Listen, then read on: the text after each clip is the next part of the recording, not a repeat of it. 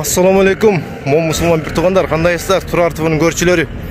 Мына туғандар мына Беляк акенин ушундай бетонный мешалка, цемент, фундамент коят деп угуп жүрчүм эле, негизи көргөн эмесмин. Мына азыр сиздерге тартып көрсөтүп берип атам. Кандай куюп атканын, покровкадагы өзүндө апаловкасы бар деген. Жакшы экен да.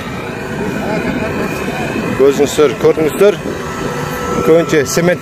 Assalamu alaikum, кандайсыздар? Ишиңиздерге ийгилик. 60.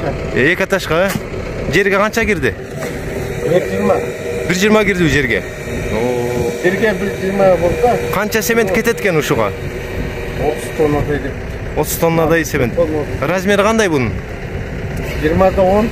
20 да 10, 30 тоннадай цемент кетип калды. Тас салынган жокпу? Тас салынбайт да буга.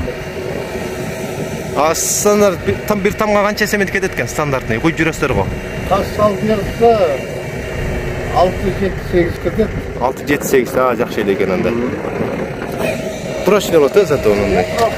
Апаловка өзүнөн. Апаловка bizden Сиздерден аренда деген жок. Жок, аренда. Сиздер куйсаңыздар өзүңүздөрдөн экен да. Жакшы. Атяка дайындап атканда тартып коюнчу азыр.